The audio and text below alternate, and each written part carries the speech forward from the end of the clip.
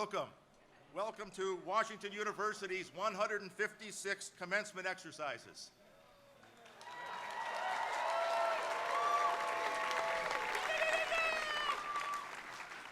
I'm John Droback, the Grand Marshal of these exercises.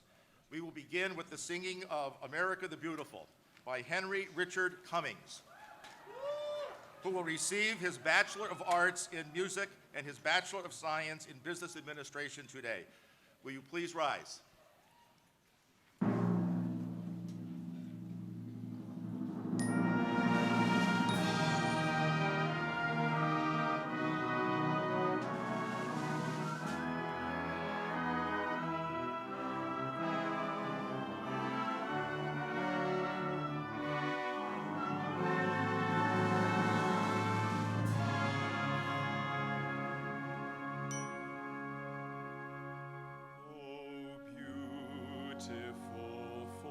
Spacious skies for amber waves of rain, for purple mountain majesties above the fruited plain.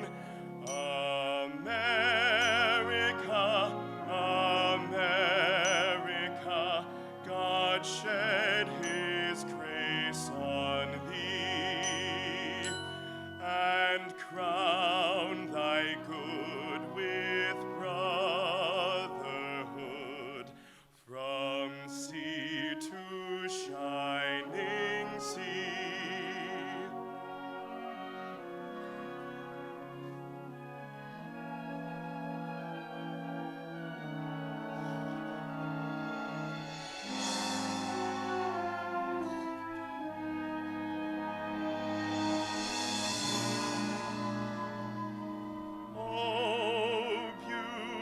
Beautiful for patriot dream that sees beyond the years, thine alabaster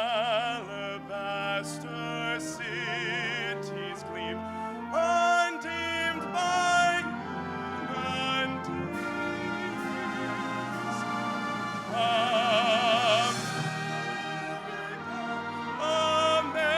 America, God shed his grace on thee, and crown thy good with brotherhood,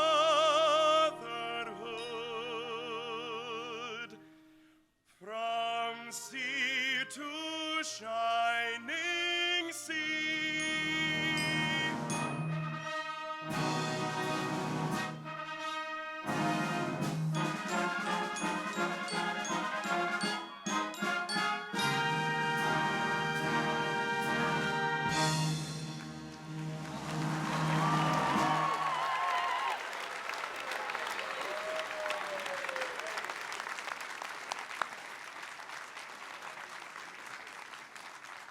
Please be seated. I now present the Chancellor of Washington University, Dr. Mark Wrighton.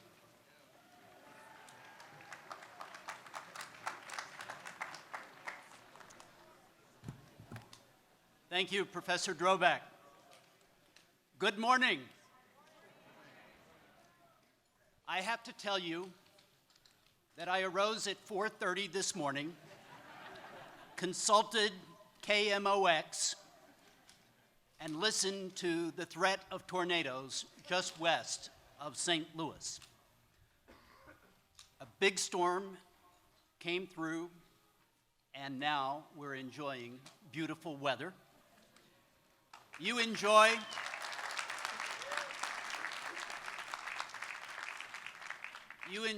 this great space, and we are grateful that we have many members of our staff who were up also at 4:30. When they entered the quadrangle about an hour later, 20% of the chairs were blown away, and they recovered very quickly. We all owe them our thanks.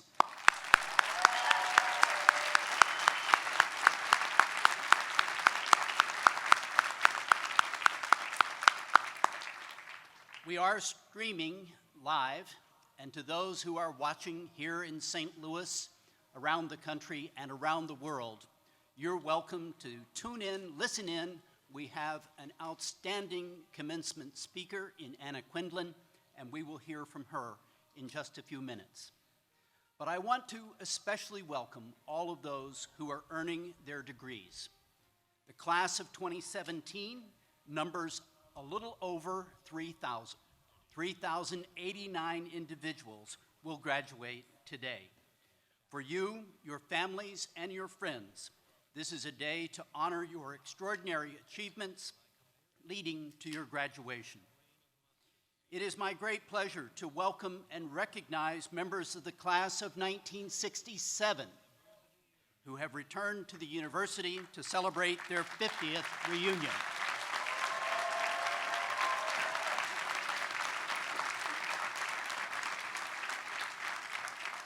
We value your association with Washington University and take pride in your lifetimes of accomplishment. Like alumni who have preceded you and those who have followed, you have made important contributions that are making the world a better place for all. Today, we also extend special recognition to individuals who will receive honorary degrees.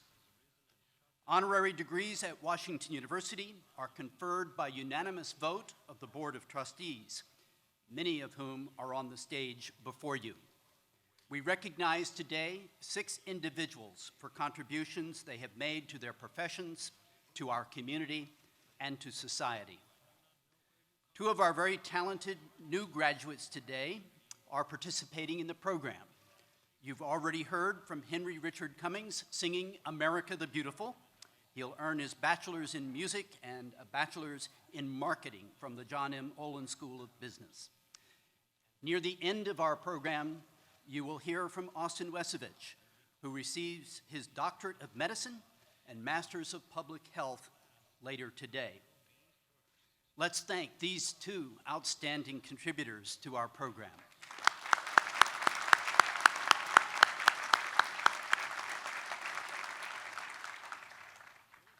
You've already heard from the magnificent Mighty Mississippi Concert Band of St. Louis under the direction of Mr. Dan Presgrave, a former member of the faculty in the Department of Music. Let's thank them for their great performance. Thank you.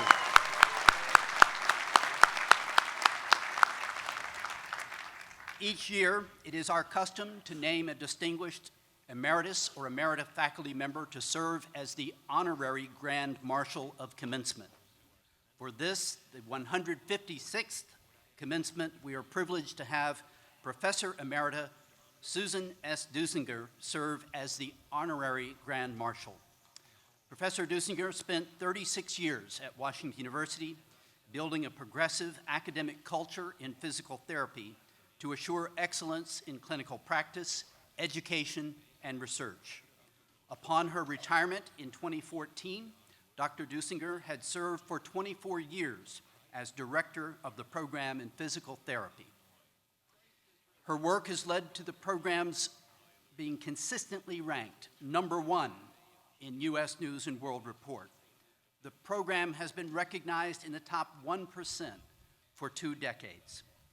She earned her initial bachelor's degree from Grinnell College before pursuing training in physical therapy at the University of Kansas, where she earned another bachelor's degree in physical therapy.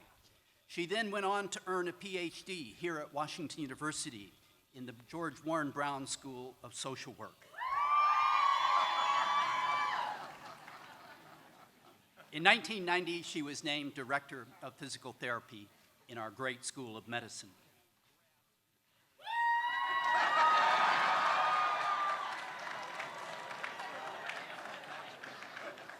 The program has seen much change during her time, and today all the students in the program complete a clinical doctoral degree that combines evidence-based clinical and classroom learning. Dr. Dusinger not only facilitated advancing professional education to the doctoral level, but gained approval in 1989 to offer the PhD in movement science. Dr. Dusinger has served as editor of the Journal of Physical Therapy Education and was president of 2 components of the American Physical Therapy Association.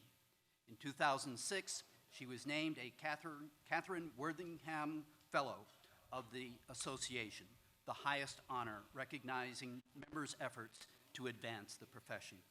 Throughout her career at Washington University, Dr. Duesinger exhibited a profound dedication to her profession, leading with passion and persistence, and inspiring students and colleagues to apply their knowledge and expertise in the movement system to optimize and advance human health through movement.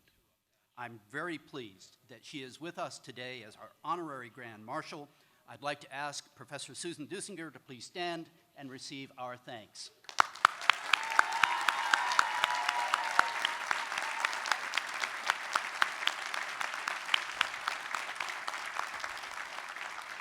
Commencement is our academic highlight. These proceedings continue a long tradition with origins dating back to the Middle Ages. I'm grateful to our Grand Marshal, Professor of Law John Droback. He has been a very distinguished member of the School of Law, and he has also held a position as Professor of Economics in Arts and Sciences. The university advances because many of its distinguished academicians are making contributions to the well-being of the institution. Please join me in thanking Professor John Droback.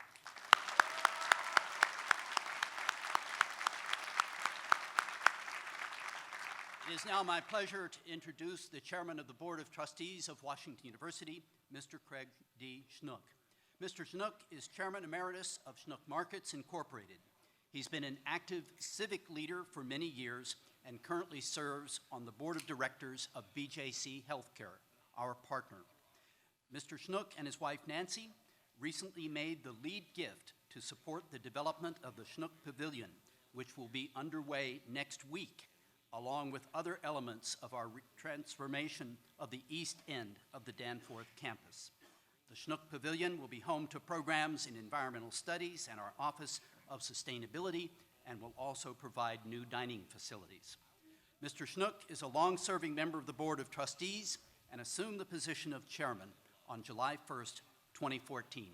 Please join me in welcoming Chairman of the Board, Mr. Craig Schnook.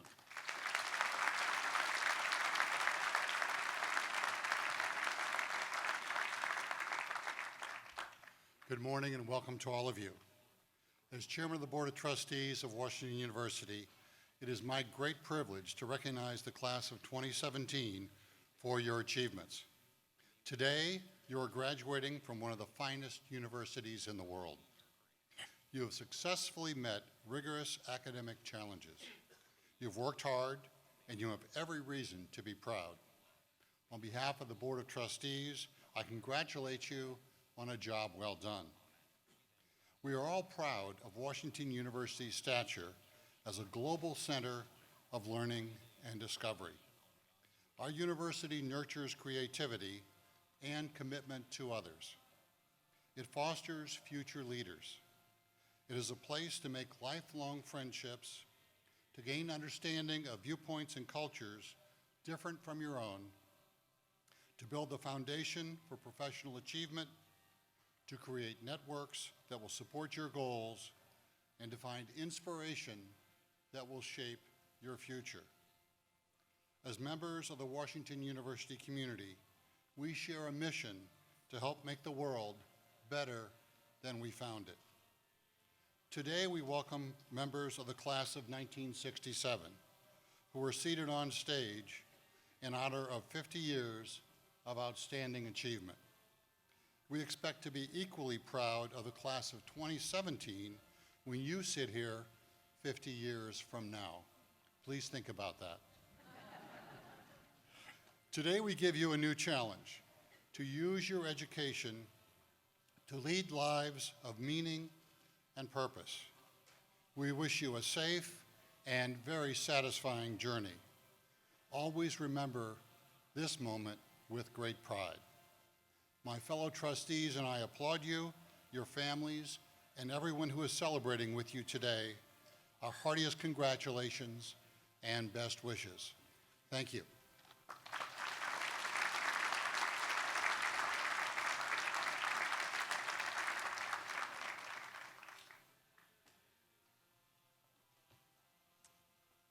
It is now my great privilege to introduce our commencement speaker, best-selling author, Pulitzer Prize-winning journalist, and social critic, Anna Quindlen, one of the most insightful and influential writers and political and social commentators of her generation.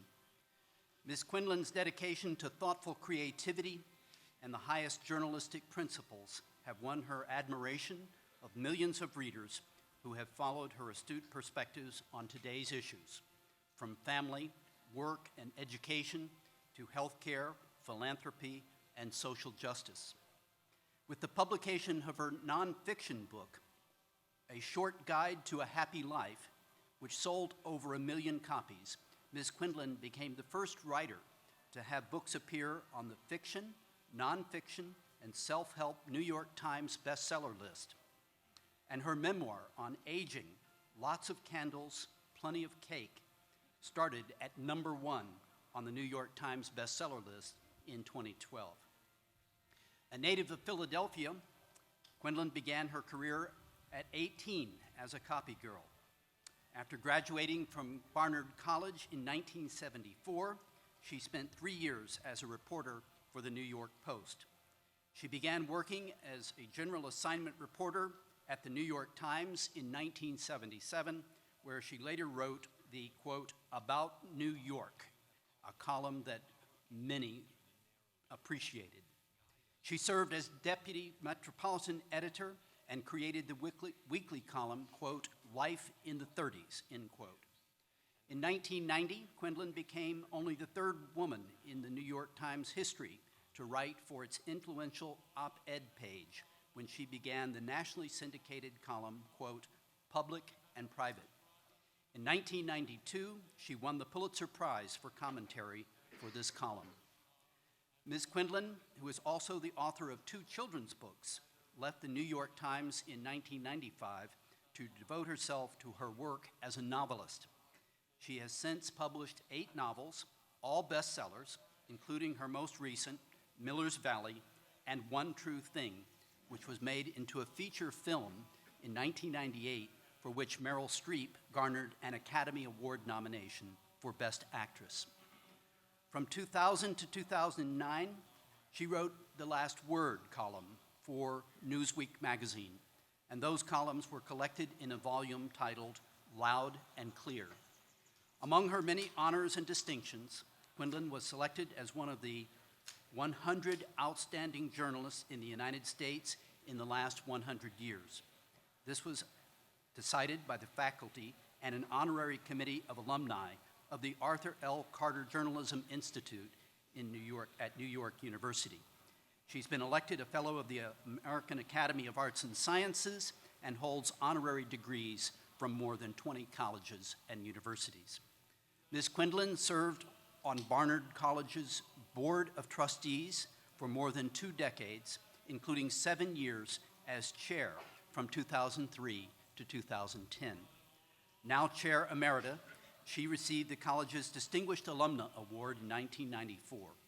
In 2014, Barnard established the Anna Quindlen Writer-in-Residence position in her honor. The Child Welfare League of America has established the Anna Quindlen Award for Excellence in Journalism on behalf of children and families. And she serves on the board of the Planned Parenthood Federation of America. Like you,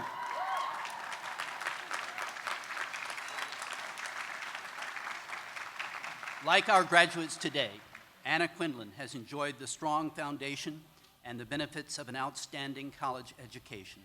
As a journalist, social critic, novelist, Anna Quindlen has made a life of pointing out foibles and the strengths of American life.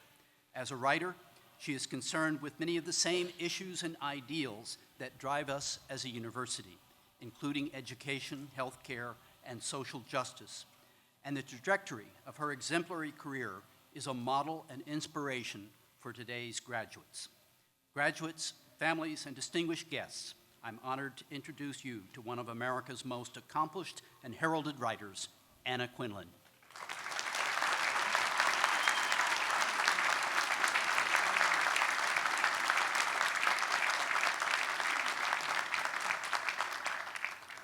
Thank you, Chancellor Wrighton, and thank you so much for the profound honor of addressing the Washington University community on this very special day. Commencement speeches are very difficult to craft, even in a year when the country doesn't seem to be going through a nervous breakdown. After all, no one is here to hear me. Everyone is here for the sake of just a few words, the name of someone they love, or their own name. It's almost the only thing I remember from my own commencement, even though the legendary anthropologist Margaret Mead was the commencement speaker. I don't even remember the weather, although you probably won't forget yours. I remember these 3 words, Anna Quindlen, and the look on my father's face. But it's particularly hard to craft a message for people like you. Because you're receiving a degree today from Washington University, I know this about all of you. You are what my grandmother used to call the smart ones.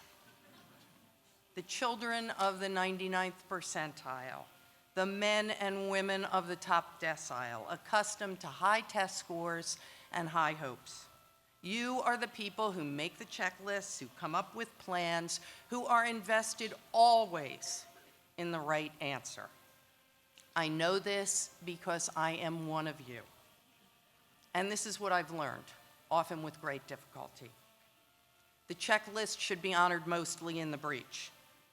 The plans are a tiny box that, followed slavishly, will smother you. And the right answer is sometimes the wrong answer. What are the public names you recall sitting there of those people who did exactly what was considered the right thing, who followed the template, who met expectations? You cannot come up with one of them, because the people we know, the people we admire, the people whose names we carve into the cornices of buildings and see on the cover of books are deviants in the best sense of that term. Jane Austen threw out the plan for a well-bred Regency-era woman.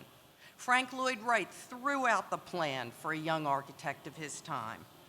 Bill Gates, Oprah Winfrey, Enrico Fermi, Lin-Manuel Miranda, Martin Luther King, Marie Curie, Pablo Picasso, Toni Morrison, they all threw out the plan. The right answer was safe. The wrong answer, the one no one else came up with or followed or believed in, was transformational. You say to yourself sitting there, I cannot expect to be Jane Austen or Frank Lloyd Wright. But what you can embrace is a life that feels like it belongs to you, not one made up of tiny fragments of the expectations of a society that, frankly, in most of its expectations, is not worthy of you. And that requires courage, not compliance, passion in lieu of simply plans. Smart is good. Smart and hardworking is really good. Smart, hardworking, and fearless, that's the hat trick. You possess an invaluable credential that will soon be ratified here. But are you strong and smart enough to become who you might be were you not afraid? That's the problem, isn't it? We slavishly seek what is correct because we are afraid. Caution is nothing but fear dressed up as common sense. Coloring books have come back into vogue for adults because there is nothing quite so soothing as coloring inside the lines. The road less traveled, popular poem, unpopular life choice. The well-trod road is so much safer.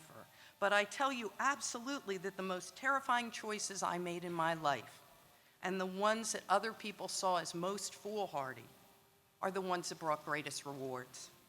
Because of some strange little voice inside, I zigged where I was expected to zag. I traded more good jobs than most people had ever had for new roles I thought were even scarier and chancier and potentially more rewarding. I took the ultimate flying leap in life and had 3 children in 5 years while my career was at its very peak. 5 years in, I left the op-ed page of the New York Times to become a full-time novelist. The publisher told me that I was the first person to willingly give up a Times column. Someone wrote that my decision showed that women are afraid of success. But I'm not afraid of success. I'm afraid of living a life that seems more like a resume than an adventure story, that doesn't feel as though it belongs to me, a life full of dreams deferred until they evaporate entirely with the call of custom. None of you want to have that sort of life, so you can't let fear rule you for your own sake and for the sake of this great nation. Fear is what has poisoned our culture, our community, and our character. The very worst things in this country are done out of fear. Homophobia, sexism, racism, religious bigotry, xenophobia, the embrace of demagogues, they all arise out of fear of that which is unknown or different. Our political leaders don't actually lead when they are afraid of being thrown out of office. Our corporations resist real innovation because they're afraid of taking a chance. In my former business, the news business, which I was proud and continue to be proud to call home, fear is the greatest of enemies. Without fear or favor, the business has to provide readers, listeners, and viewers with searching stories, even if those are stories the powerful do not want you to hear or believe and do not want us to publish or disseminate, even if they are stories that offend and rage and distress the very readers we are bound to inform. What is the point of free speech if we are always afraid to speak freely, or if we embrace an echo chamber?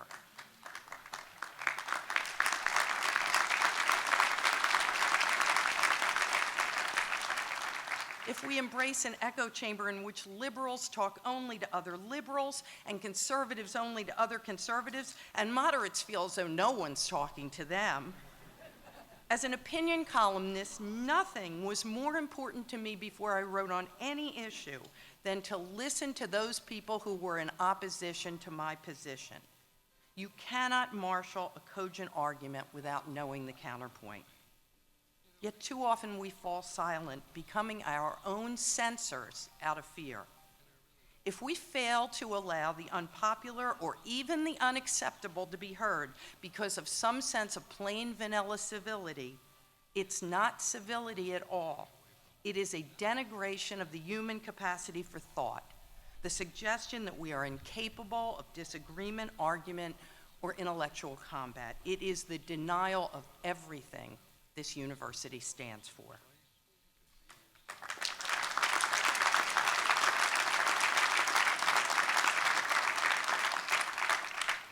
We parents sitting out there have known fear on your behalf, make no mistake. We grew up with a simple equation. Our children would do better than we had. In my father's Irish Catholic household, it was a simple equation. Ditch digger to cop to lawyer to judge in 4 generations. My mother's Italian immigrant parents barely spoke English. Their granddaughter is a novelist. That's the American story.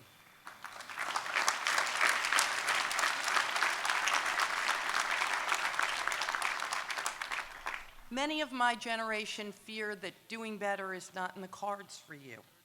We feel chagrined that you won't inherit the SUV, the McMansion, the corner office, that you won't do better than we did, but you are going to define what doing better means and do it better than we did.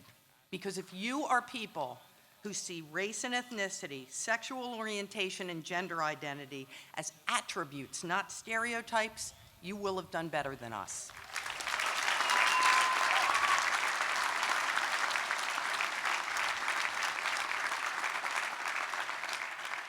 If those of you who are male recognize in every way that those of us who are female are capable, equal, and human, and live that in the way you behave every day, you will have done better than us.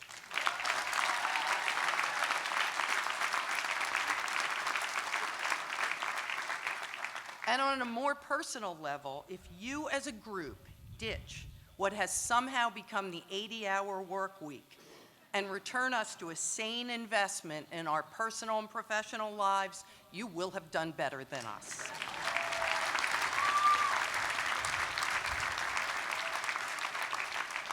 Those of us of my generation have worked hard to pass on a better world.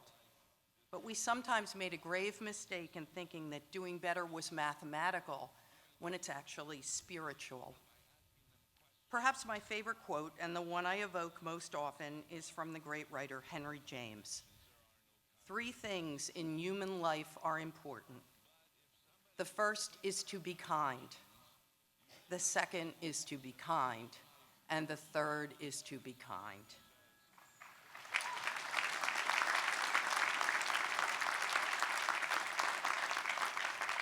If you follow those words in public service and private life, you will have done better, because we have today a world with too much of the kindness leached out of it, that is too often mean-spirited, that seems to have lost track of the most valuable verse from the New Testament, the one about loving your neighbor.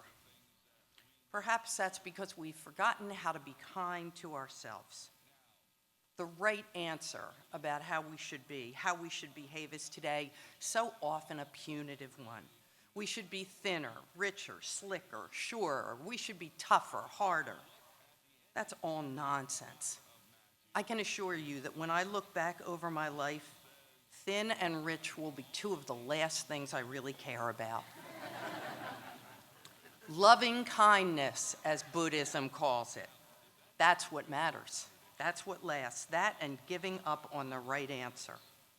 In my line of work, the honorable creative failure is infinitely more important and more useful than the careful little connect the dots paragraph. You have to have the courage to frighten yourself with what you attempt, whether it is a startup or a family, a novel or a marriage. You're lucky people, all of you. Most Americans will never get the kind of education you've earned here. In a culture in which knowledge seems to be moving at the speed of sound, the one thing that's never obsolete is a world-class university education. In a recent interview, the CEO of Logitech said he loves hiring English majors. And I don't just mention that because I was an English major. Critical thinking is a skill that never goes out of style. But being the lucky ones confers great responsibility and even a moral obligation.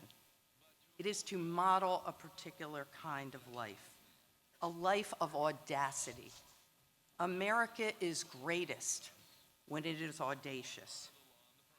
Never forget that this is a nation built on non-compliance, begun with righteous resistance against the despotism of the privileged class.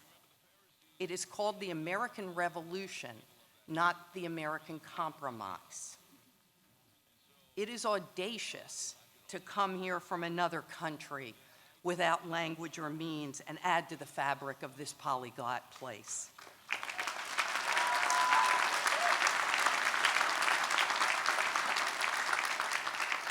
It is audacious to send your child off to college when no one in your family has ever been before.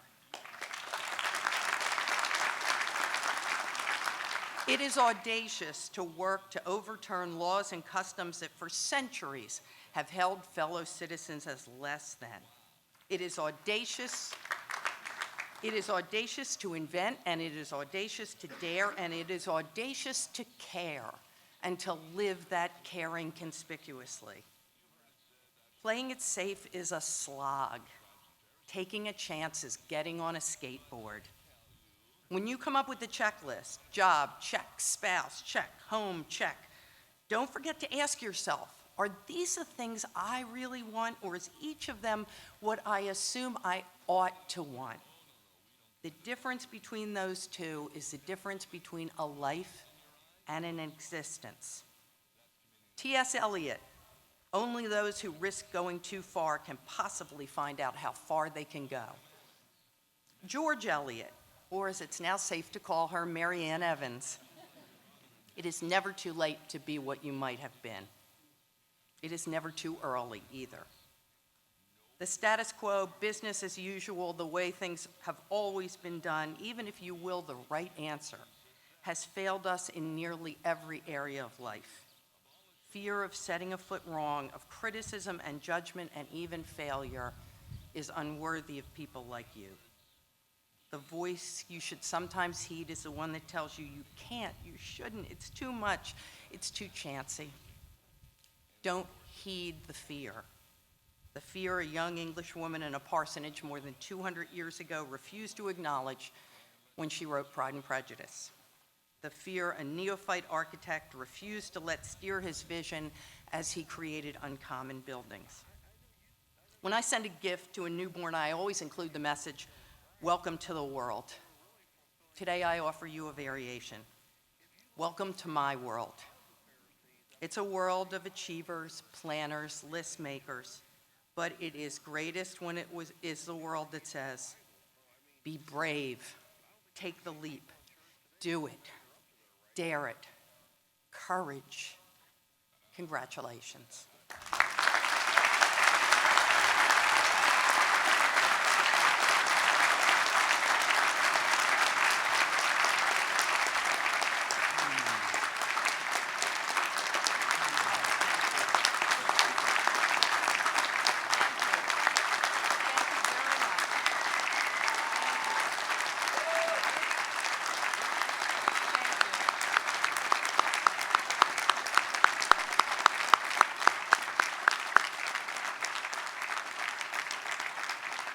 Anna Quindlen, thank you for an outstanding message to our new graduates, the class of 2017. We at Washington University are proud to recognize you as one of America's most outstanding leaders by bestowing upon you the honorary degree of Doctor of Humane Letters. Congratulations. Thank you, Mark.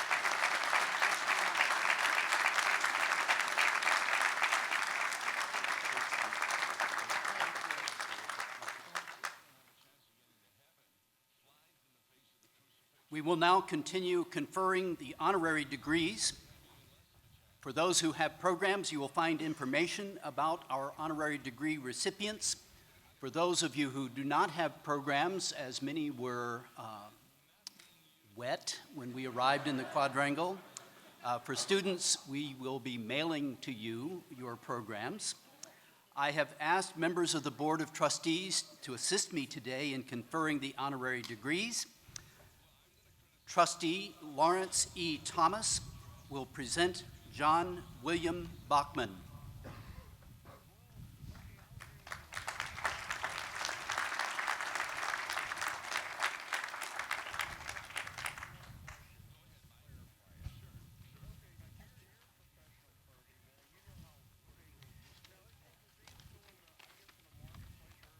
Chancellor Wrighton, I have the proud honor and the privilege of presenting John William Bachman, senior partner with investment firm Edward Jones. He helped build Edward Jones into one of America's leading financial services institutions. After joining Edward Jones as an intern in 1959, Mr. Bachman worked his way up through the ranks, becoming managing partner in 1980, a post he held for 24 years. Under his visionary leadership, he helped Edward Jones grow from a regional to a national firm serving 8 million clients. Edward Jones is consistently cited as one of the best places to work and has won honors for its groundbreaking diversity initiatives. Mr. Bachman, we at Washington University are proud to recognize your accomplishments by bestowing upon you the honorary degree of Doctor of Laws. Congratulations. Thank you. Thank you.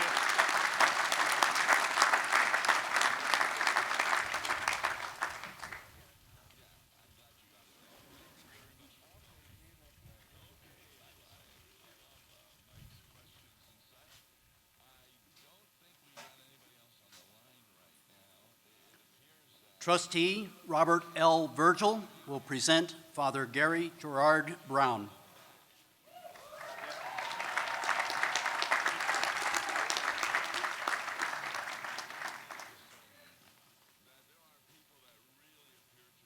Chancellor Wrighton, I have the honor of presenting Father Gary Braun, since 1991, the director of the Catholic Student Center.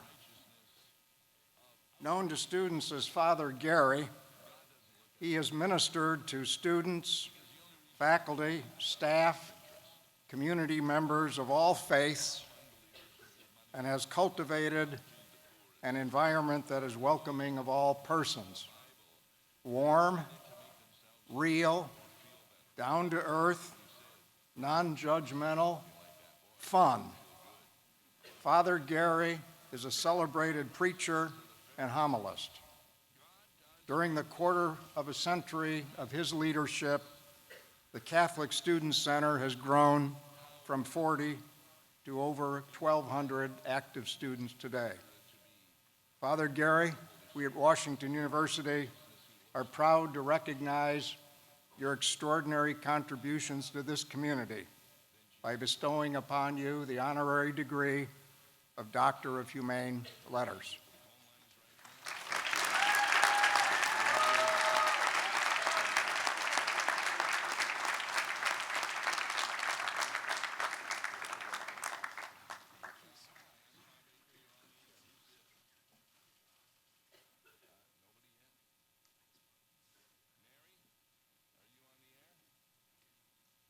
Trustee Mary Stillman will present Dr. Thomas Farron Frist, Jr.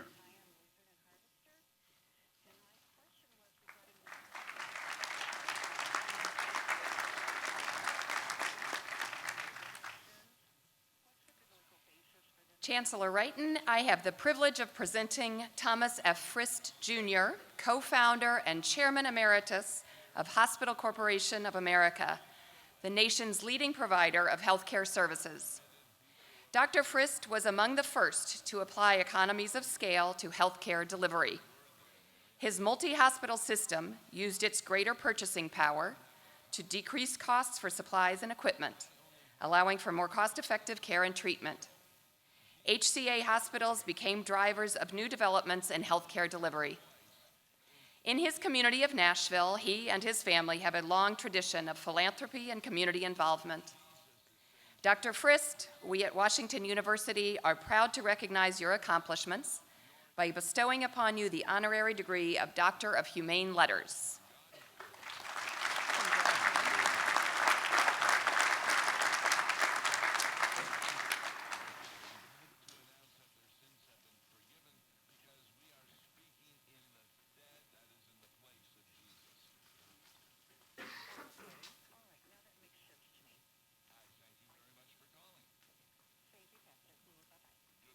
Trustee Maxine Clark will present David Lloyd Stewart.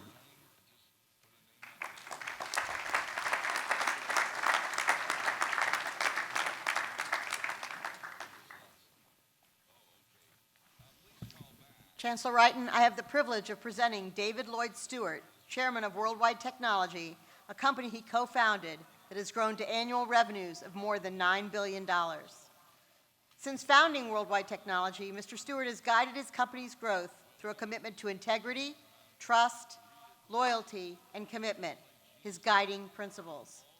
He and his wife, Thelma, have helped further the efforts of many important organizations in the St. Louis community and have been recognized for their extreme dedication to advancing the educational, cultural, and civic institutions in the region. Mr. Stewart, we at Washington University are proud to recognize your accomplishments by bestowing upon you the honorary degree of Doctor of Laws.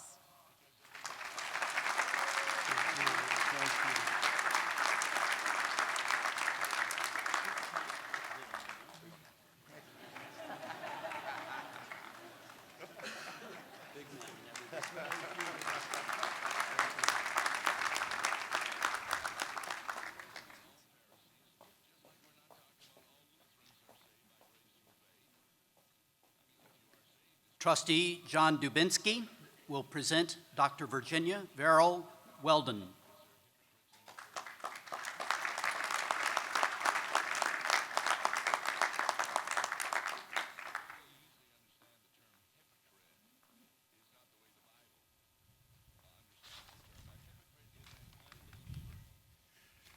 Chancellor Wrighton, I have the privilege of presenting Virginia V. Weldon, a nationally recognized leader in medical education.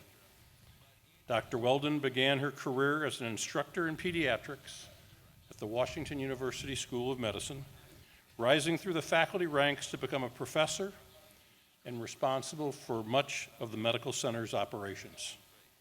She continued her groundbreaking research and treatment of children with diabetes, receiving national recognition for her work. She led Monsanto Company's scientific division, served on national scientific advisory boards, and was the first woman to chair the Association of American Colleges. Dr. Weldon, we at Washington University are proud to recognize your accomplishments by bestowing upon you the honorary degree of Doctor of Science.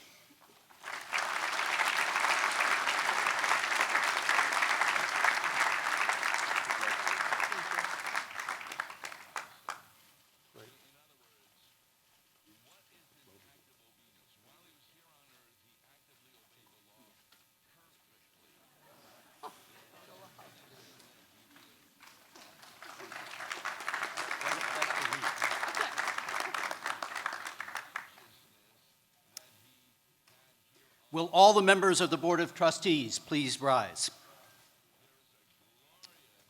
Will all the honorary degree recipients please rise?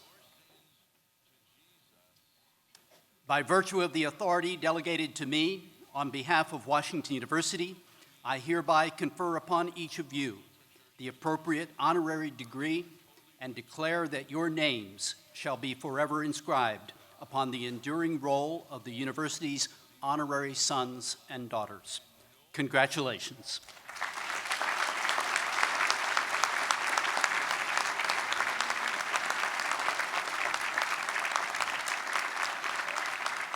Everyone may be seated.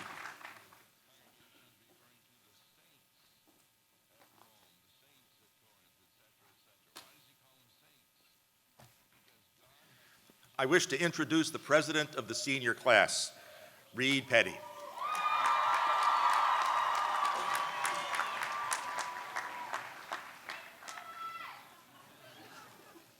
Thank you.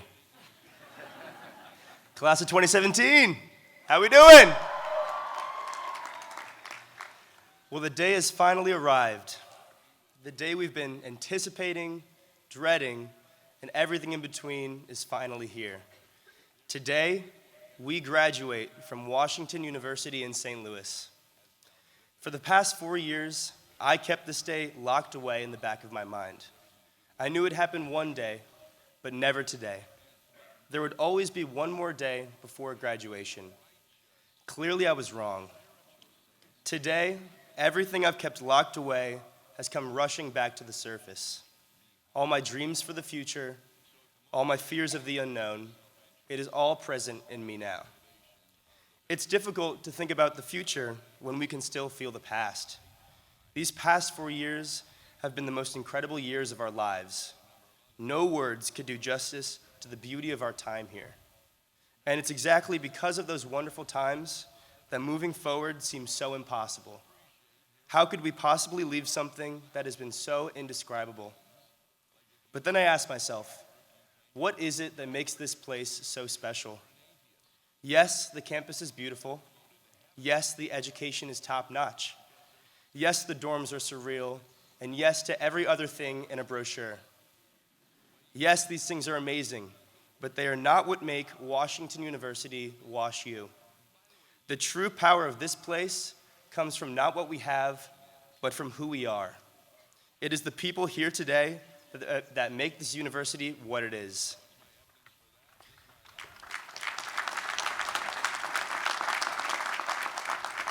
Class of 2017, I want you to take a moment and look around you. Look at your friends beside you. Look at your classmates surrounding you. Look at your whole year together at the end. The people around you are the very foundation for the greatness of this school. For the past 4 years, it is your friends who have supported you, encouraged you, and sometimes carried you through this school. It is your peers who have inspired you and challenged you to be your best self. It is the class of 2017 that has made you who you are today. This school attracts a special kind of person. Never in my life have I met such determined, compassionate, and unique individuals. Never have I looked upon a group of people and thought, this is as good as it gets. But today, and with complete confidence, I can look at you, class of 2017, and say you are as good as it gets. I will miss this place dearly. I will miss this campus, and I will miss this city. But most of all, I will miss you, my friends, because there's no Wash U without you.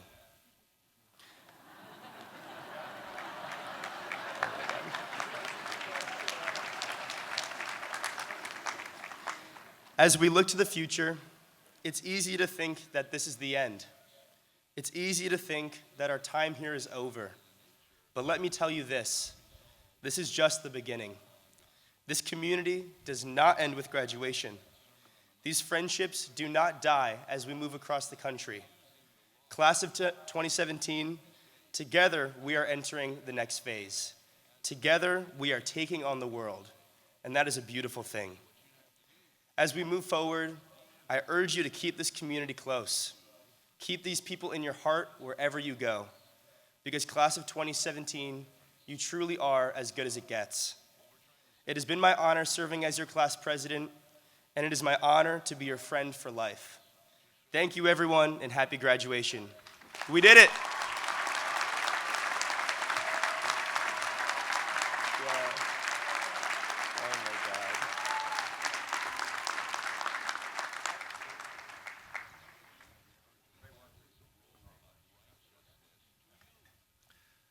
I wish to introduce Wei Zhu, who will graduate with a Doctor of Law degree today. She is representing the graduate and professional school students.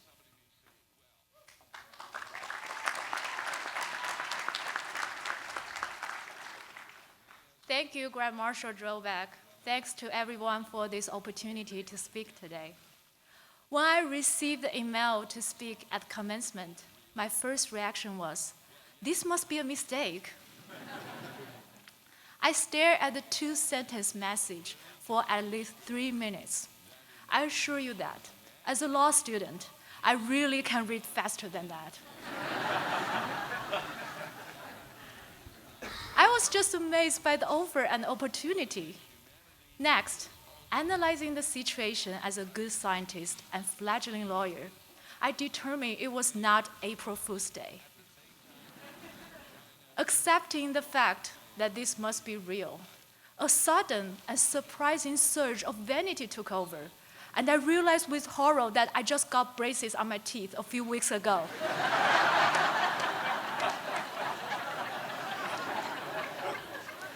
This might be my only opportunity to speak in front of such large audience, and I might have chosen to put off the braces by a few weeks had I known. But as my surprise and vanity subsided, I simply feel honored, and I'm so excited by this opportunity. I called my parents in China, my husband in Washington, D.C., and my mother-in-law in South Korea, and asked, do you want to come to St. Louis for my commencement? I will be speaking. And of course, they all say yes, and I'm so happy they're here with me today.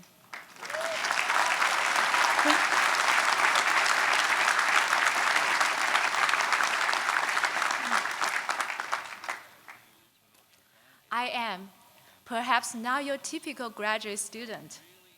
Before enrolling in law school at Washington University, I had already finished a PhD in chemical engineering, an MBA, 2 master's degrees, and had worked for 3 years.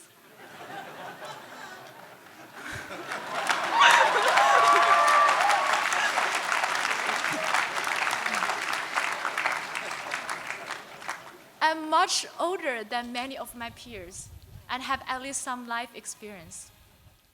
It was not an easy decision for me to give up my engineering job, leave the career that I have been passionate about for more than 10 years, and return to school. But Washington University made this transition as easy as possible, and returning to earn a law degree has been one of the best decisions of my life. Why? Because Washington University gave me the kind of education that I have been craving for a long time. A Washington University education is intellectually, mentally, and physically challenging. It is intellectually challenging because graduate and professional students work with faculty members to solve some of the hardest problems facing society today. Problems like converting and storing solar energy, altering proteins to create drugs that fight cancer, implementing programs to break the intergenerational cycle of diabetes, and developing strategies for preventing child abuse and partner violence. This education is mentally and physically challenging as well. Students might have to handle caustic chemicals, endure sleep deprivation, and overcome frustration. Reading 100 pages of Supreme Court opinions overnight in the library starts to feel like a new normal. But rewards for meeting these challenges are great. This is the kind of education that is diverse and interdisciplinary. We're student entrepreneurs who work at Think Health Network and collaborate with students from different backgrounds. We're McDonald's scholars who live and work together to teach each other and become future leaders in a diverse and changing world.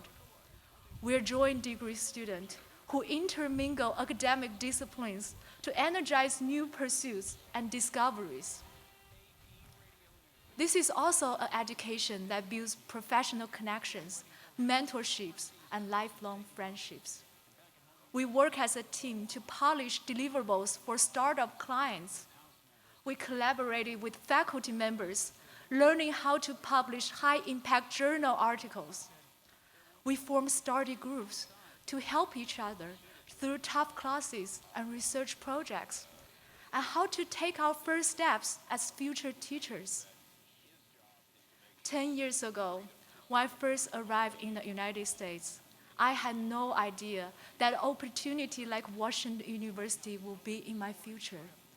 I'm so humbled to be surrounded by the most intelligent, energetic, and knowledgeable colleagues and faculty members. Studying law for the past 3 years has not just taught me the statutes, legal theories, and lawyering skills. It has also taught me how to prepare for the challenges the world outside academia will pose. And thanks to my education at Washington University, I will have the enthusiasm and confidence to move forward with determination. Commencement speeches usually end with quotes by some famous people. When I try to find these quotes, I remember several from my closest mentor, which I'm grateful to share with you. Work hard, be nice. No matter where you are heading in the future, I wish you all the luck in whatever life brings you. Thank you. Congratulations, class of 2017.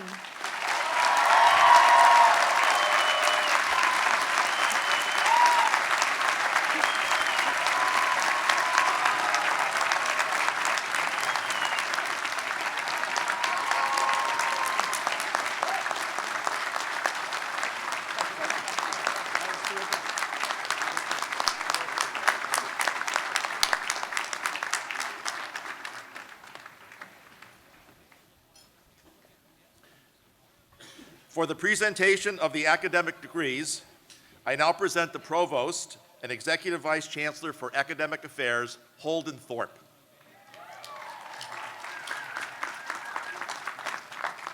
For the presentation of academic degrees in arts and sciences, I now present the Dean. There you go.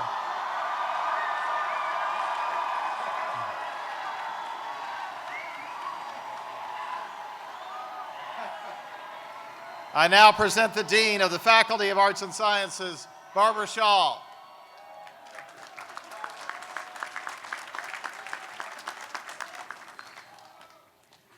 Arts and Sciences. For the presentation of students in the College of Arts and Sciences, I wish to introduce the Dean of the College of Arts and Sciences, Jennifer R. Smith.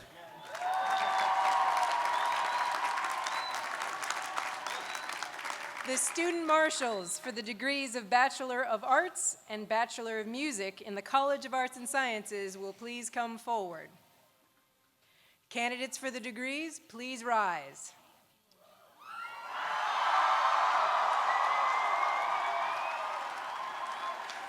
Chancellor Wrighton, I have the honor to present these candidates for the degrees of Bachelor of Arts and Bachelor of Music in the College of Arts and Sciences, who are duly recommended by the Faculty of Arts and Sciences.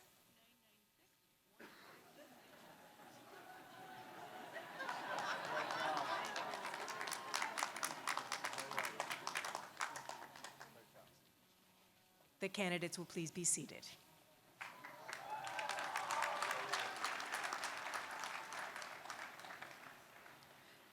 For the presentation of students in University College, I wish to introduce the Dean of University College, Mark Rollins.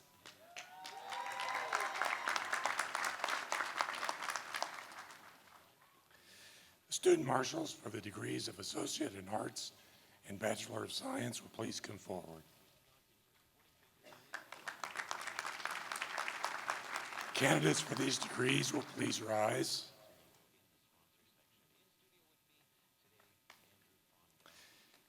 Chancellor Wrighton, I have the honor of presenting these candidates who are duly recommended by the Faculty of Arts and Sciences.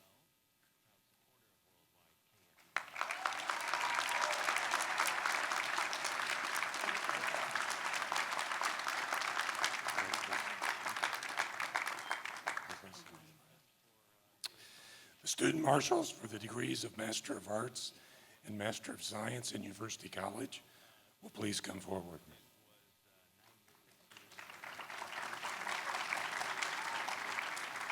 Candidates for the degrees will please rise. Chancellor Wrighton, I have the honor of presenting these candidates. They have been examined and are duly recommended by the Faculty of Arts and Sciences.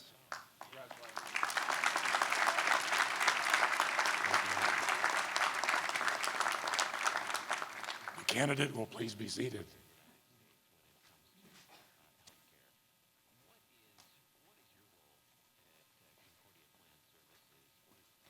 For the presentation of graduate students in arts and sciences, I wish to introduce the Dean of the Graduate School, William F. Tate.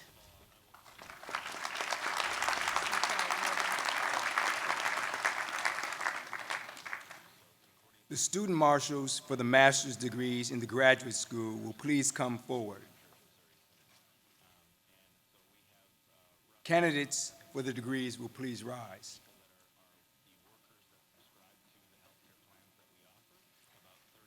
Chancellor Wrighton, I have the honor to present these candidates. They have been examined and are duly recommended by the faculty of the graduate school.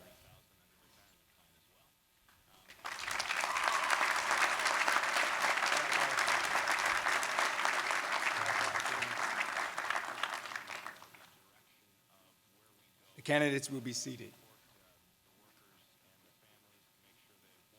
The student marshals for the degrees of Doctor of Philosophy and Doctor of Liberal Arts will please come forward.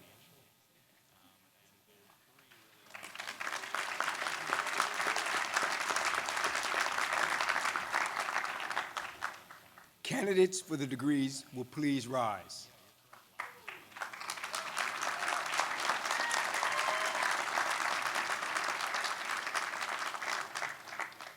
Chancellor Wrighton, it is with high honor that I present these outstanding candidates for the degrees of Doctor of Philosophy and Doctor of Liberal Arts.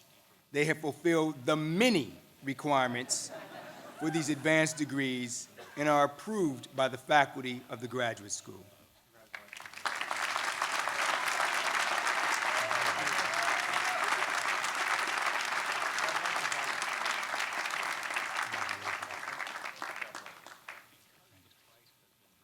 The candidates will be seated.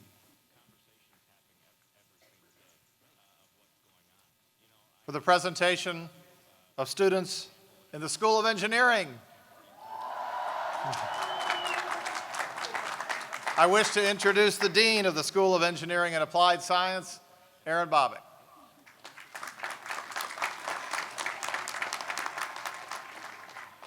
The student marshals for the Bachelor of Science degrees will please come forward.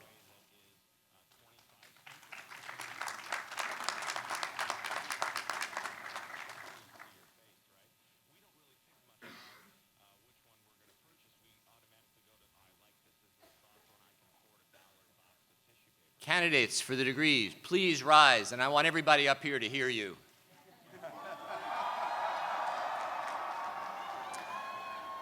Chancellor Wrighton, I have the honor to present these candidates who are duly recommended by the faculty of the School of Engineering and Applied Science.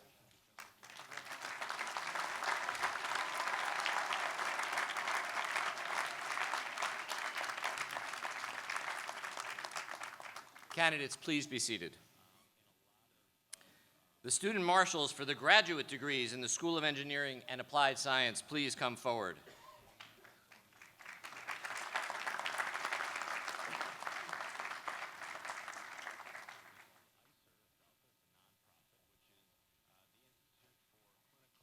And candidates for the degrees, please rise.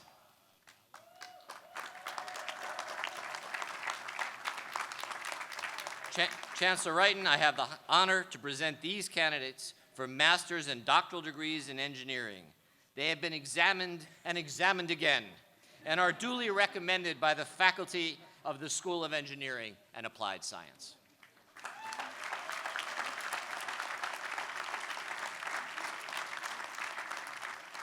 The candidates, please be seated, and congratulations. For the presentation of academic degrees in the Sam Fox School of Design and Visual Arts.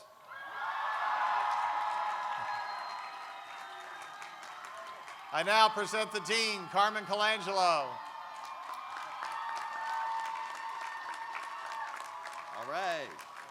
For the presentation of students in architecture, I wish to introduce the Dean of the College of Architecture and Urban Design in the Sam Fox School of Design and Visual Arts, Bruce M. Lindsay.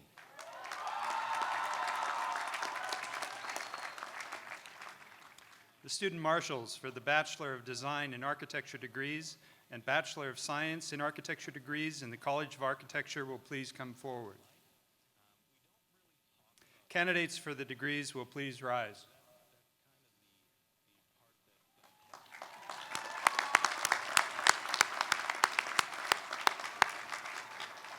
Chancellor Wrighton, I have the honor to present these candidates who have been examined and are duly recommended by the faculty of the College of Architecture.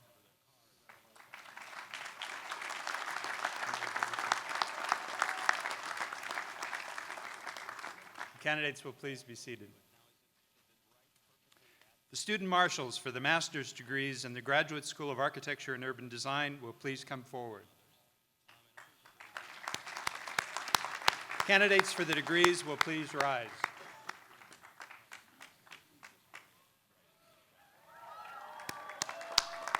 Chancellor Wrighton, I have the honor to present these candidates who have been examined and are duly recommended by the faculty of the Graduate School of Architecture and Urban Design.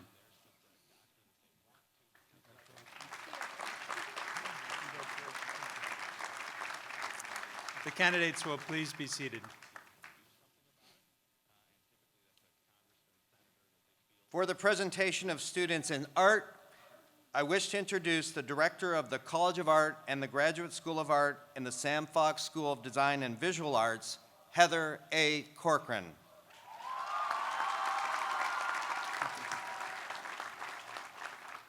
The student marshals for the degree of the Bachelor of Fine Arts will please come forward. Candidates for this degree will please rise. Candidates, please rise. There we go. Chancellor Wrighton, I have the honor to present these candidates who are duly recommended by the faculty of the College of Art.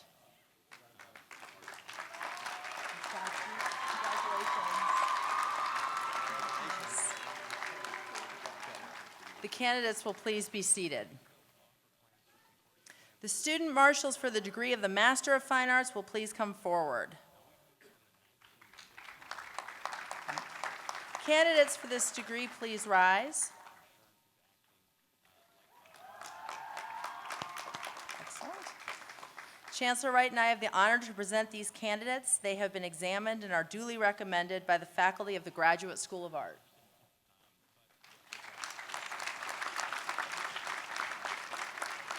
Candidates, please be seated. For presentation of students in the Olin Business School, I wish to introduce former Dean of the Olin Business School, Kurt Dirks.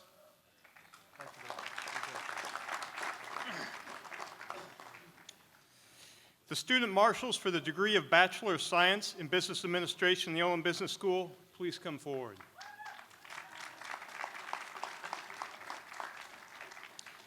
Candidates for the degree, please rise.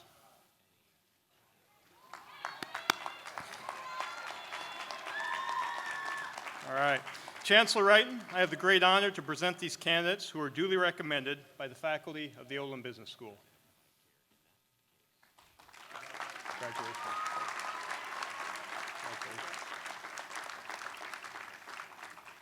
Candidates, please be seated. Will the student marshals for the master's degrees in the Olin Business School please come forward?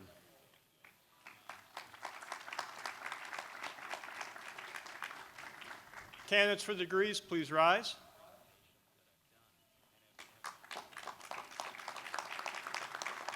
Chancellor Wrighton, I have the honor to present these candidates. They have been examined and are duly recommended by the faculty of the Olin Business School.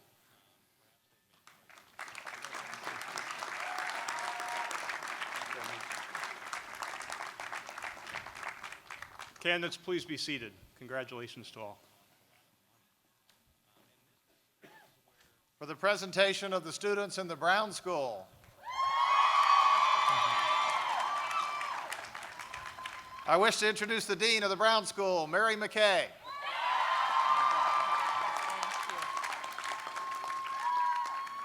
Will the student marshals for the master's degrees in the Brown School please come forward?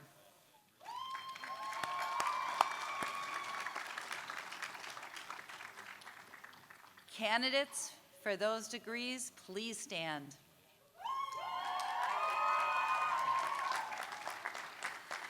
Chancellor Wrighton, I have the honor to present these candidates for the degrees of Master of Social Work, Master of Public Health, and Master of Social Policy. They have been examined and are recommended by our faculty.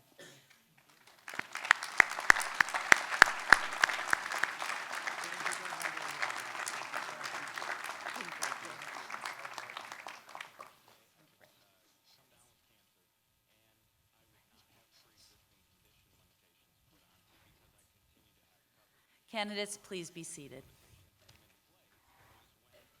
For the presentation of students in the School of Law,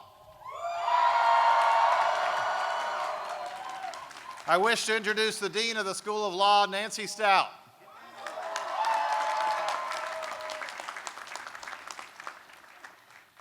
The student marshals for the master's and doctoral degrees in the School of Law will please come forward.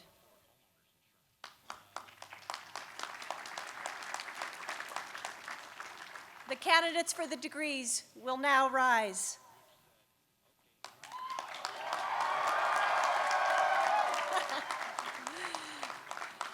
Chancellor Wrighton, I have the high honor to present these candidates who have fulfilled the requirements for the degrees of Doctor of Law, Doctor of the Science of Law, Master of Law, and Master of Legal Studies, and are approved by the faculty of the School of Law.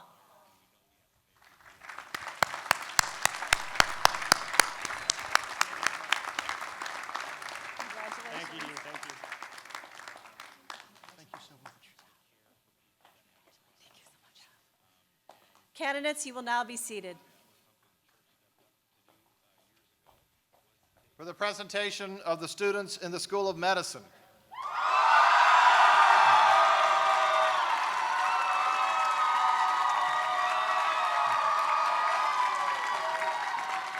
I wish to introduce the Executive Vice Chancellor and Dean of the School of Medicine, David Perlmutter.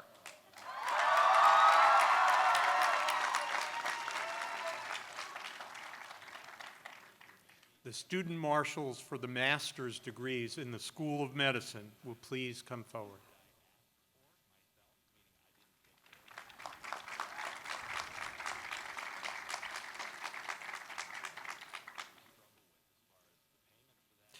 The candidates for the degrees will please rise.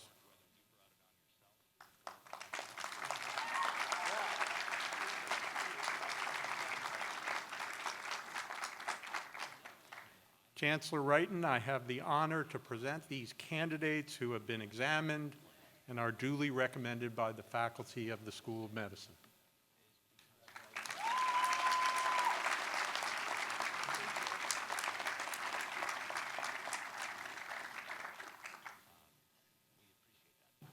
The student marshals for the doctoral degrees in the School of Medicine will please come forward.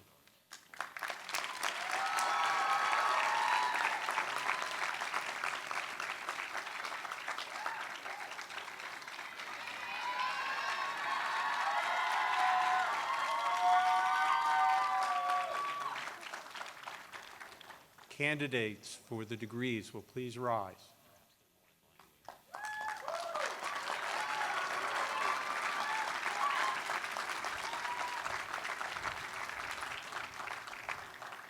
Chancellor Wrighton, I have the high honor to present these candidates who have fulfilled the many requirements for the degrees of Doctor of Medicine, Doctor of Audiology, Doctor of Occupational Therapy, Doctor of Physical Therapy, and are approved by the faculty of the School of Medicine. Congratulations.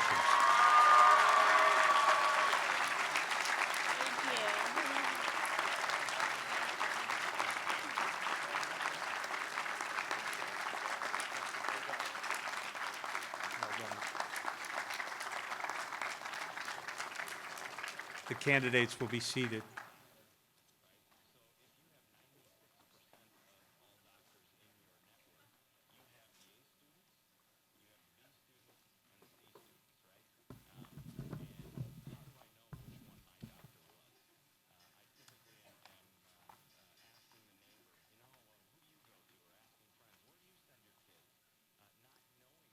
Now you're about to be new alumni.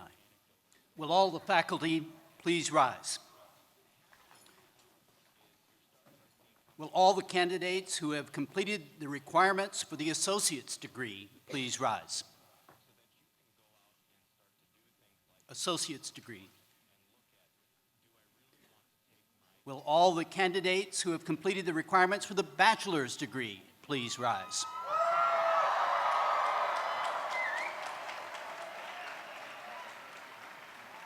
By virtue of the authority delegated to me, on behalf of Washington University, I hereby confer upon each of you your bachelor's degree with all its attendant rights, privileges, and obligations. Congratulations.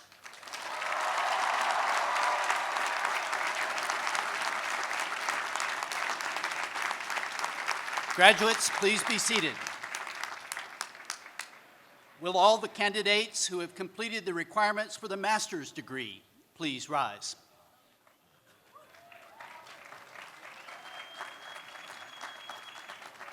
By virtue of the authority delegated to me on behalf of Washington University, I hereby confer upon each of you your master's degree with all its attendant rights, privileges, and obligations.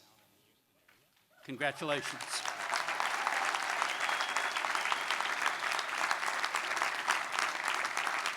Graduates, please be seated. Will all the candidates who have completed the requirements for the doctoral degree please rise?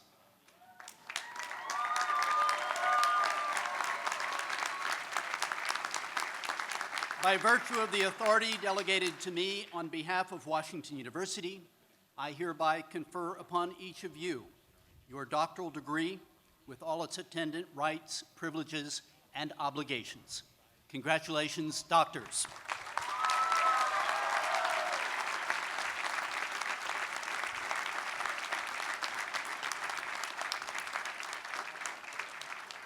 Please be seated. Faculty may be seated.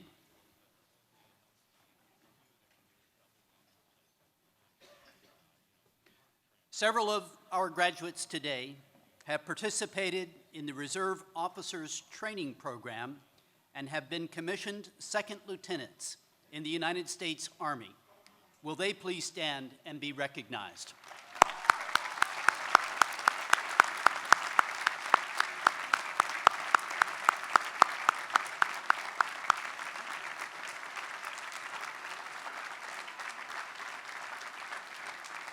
We have also graduates of Washington University who are military veterans. Would these individuals please stand as well and receive our thanks for your service?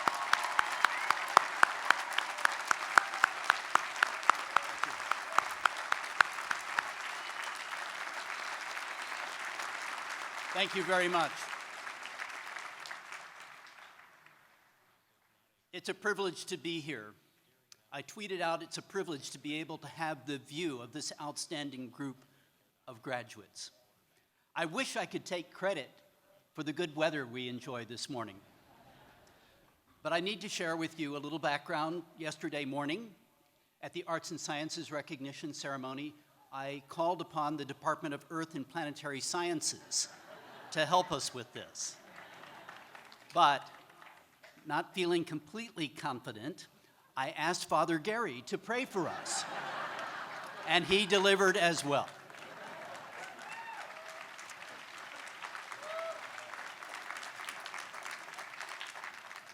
Each of you as graduates has grown intellectually. You've also matured emotionally and socially. Your newly acquired education is going to serve you well throughout your life. And it's my hope that the Washington University friendships you've developed and your memories here are ones you will return to often. Graduates, your achievements here are already impressive, but you've not realized that success all by yourselves. You've been supported by parents and other family members, by friends, and by Washington University faculty, staff, and other students. And many among you have been supported by generous donors who have provided scholarship gifts. Graduates, would you join me in thanking those who have helped you through your educational experience?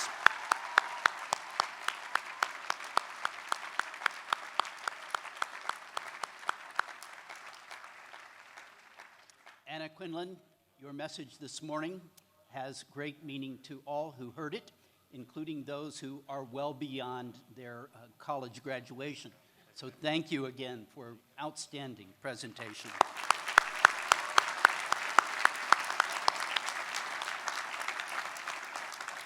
Our other honorary degree recipients, John Bachman, Father Gary Brown, Dr. Tom Frist, David Stewart, and Dr. Virginia Weldon, are also great individuals who illustrate a wide range of impressive achievements that contribute to making our world better. As Craig Schnook noted, you will be here in 2067 for your 50th reunion. And I hope that your lives in the ensuing years reflect a strong educational experience and a commitment to making our world better. You've already brought many rewards during your time with us, and we've had some fun and excitement in many areas, especially more recently this year in athletics. We have outstanding student athletes, and we've realized great success with Division III intercollegiate athletics. We have 2 national championships in women's soccer and women's indoor track and field.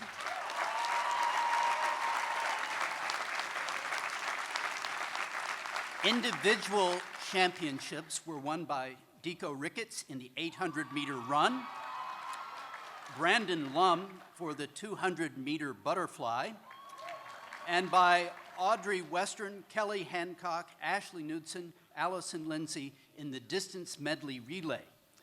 We have really great scholar athletes, and as I've been reminded from the athletics department, not just scholar athletes, but scholar champions. I'm very proud of all in this endeavor. And I need to share with you that as of the moment, we are #1 in Division III's Learfield Sports Directors Cup standings. Our teams are still at work.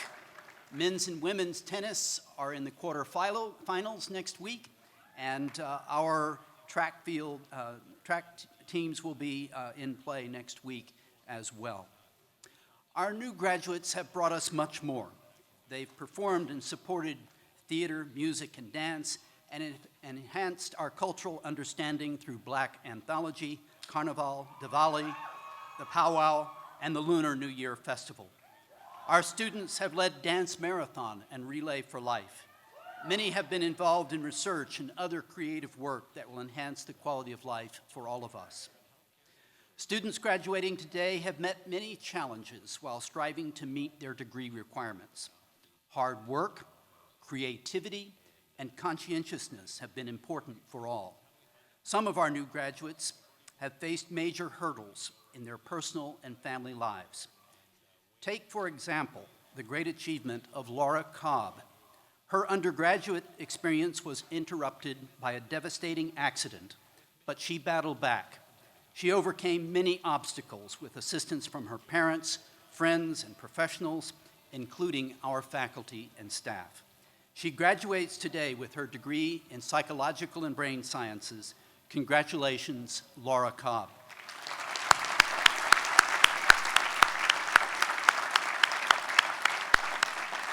Her strength and perseverance are an inspiration to us all.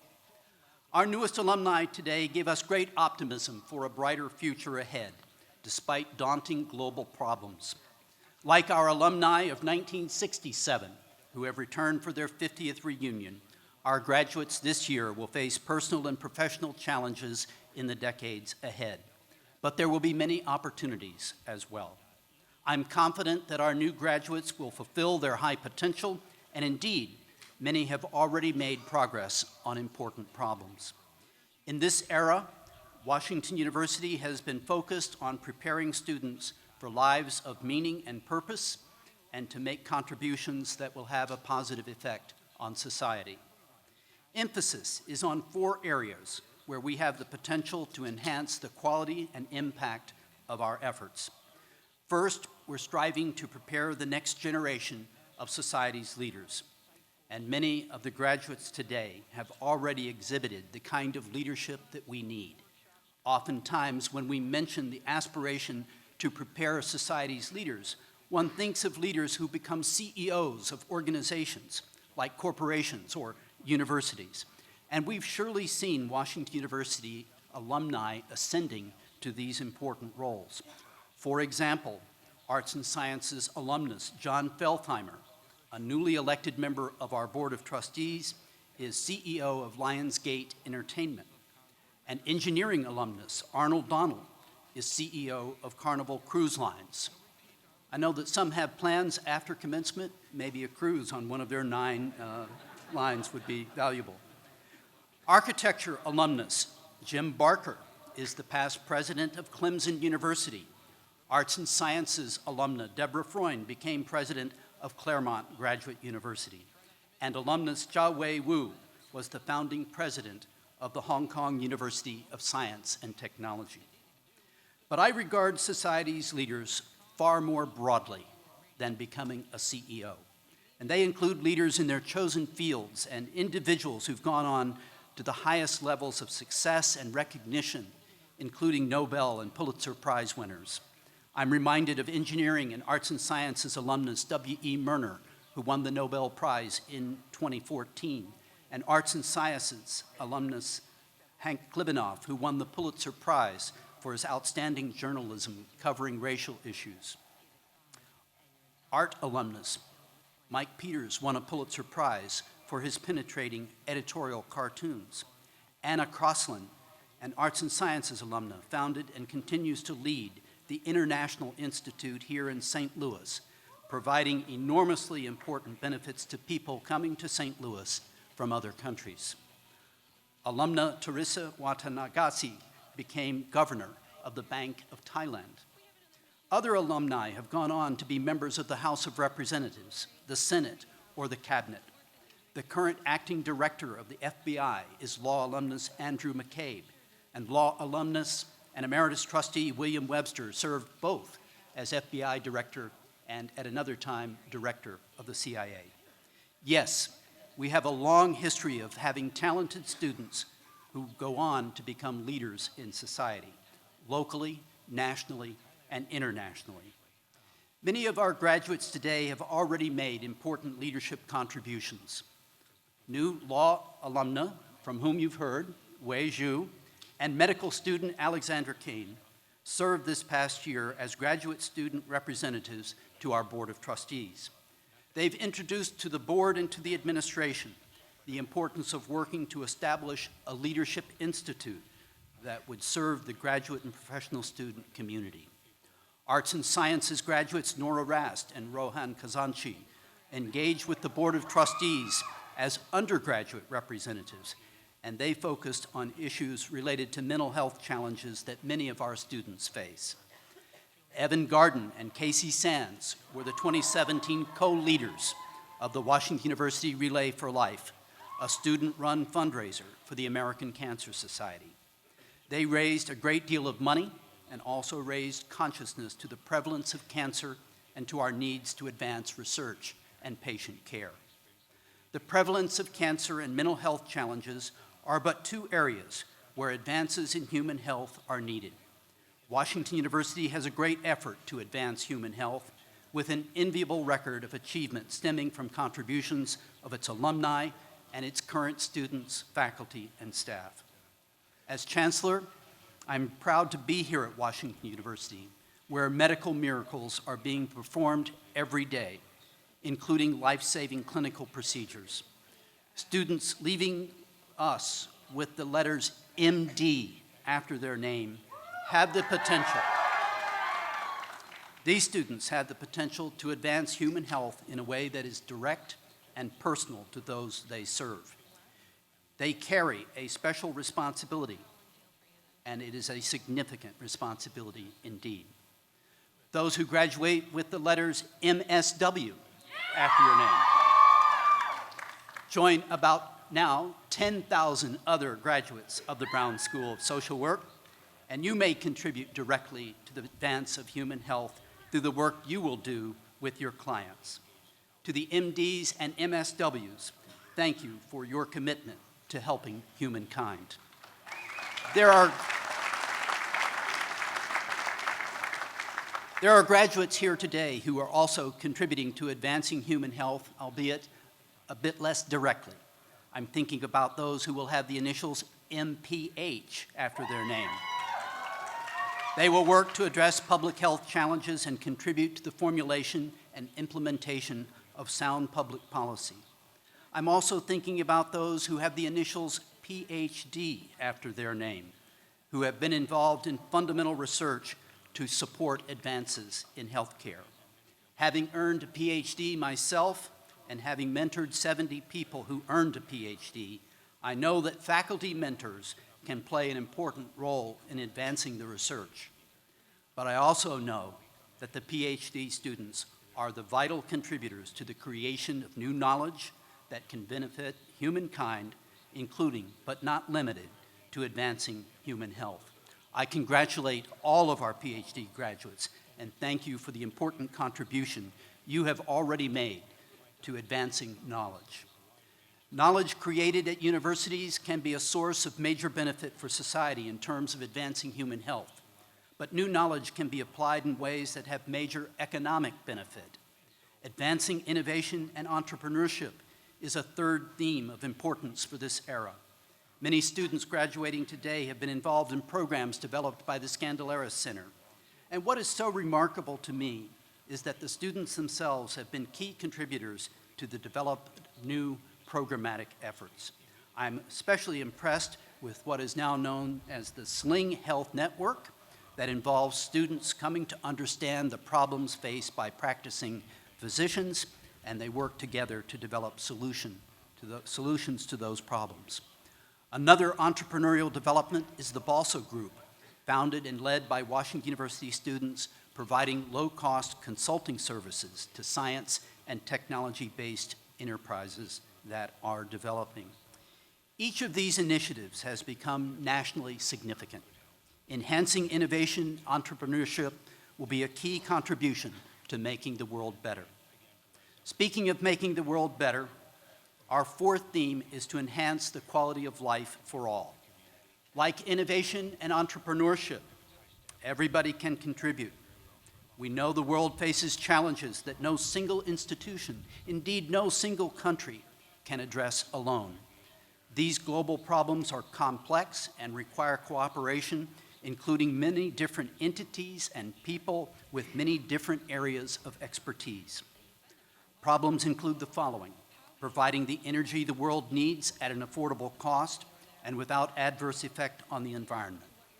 Public health challenges, such as infectious disease, chronic illness, aging of the population, and healthcare disparities.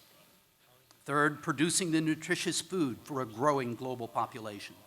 Fourth, overcoming income inequality and poverty. And fifth, working to assure safety and security for all global citizens. As a scientist, I know that some of the global challenges will require advances in science and engineering, but I also know that technological advances alone will not be sufficient. Best solutions to the problems we face will come from a wide range of disciplines and from people with different backgrounds. Though we are sometimes in competition with other countries, we must come together to cooperate. We might find ourselves involved in co-opetition, cooperation while competing.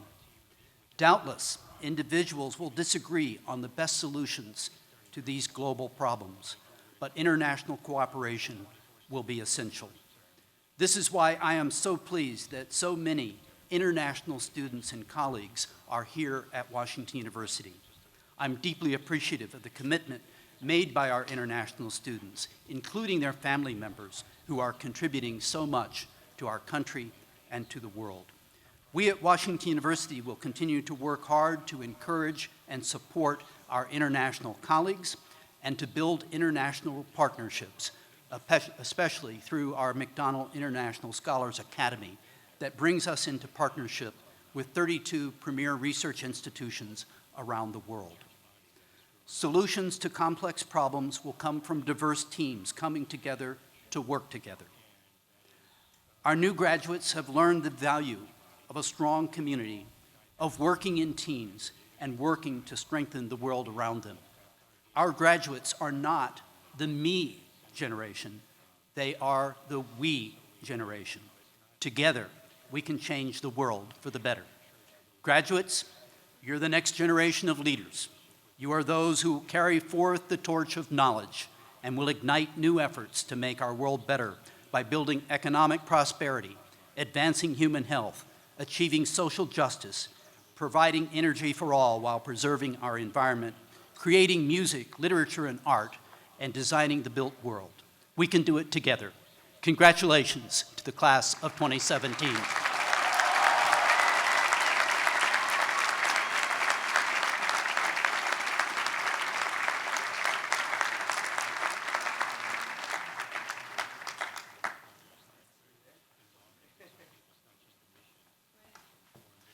Let us now stand and remove our caps for the singing of the Alma Mater. The words are printed inside the back cover of your program. Austin Wesevich, who received his Doctor of Medicine and his Master of Public Health degrees today, will lead us in the singing of the Alma Mater, and we ask that you all join in to sing the Washington University Alma Mater. Following the singing of the Alma Mater, we ask that the parents and guests remain in their seats until the end of the academic procession and all the graduates have left the quadrangle.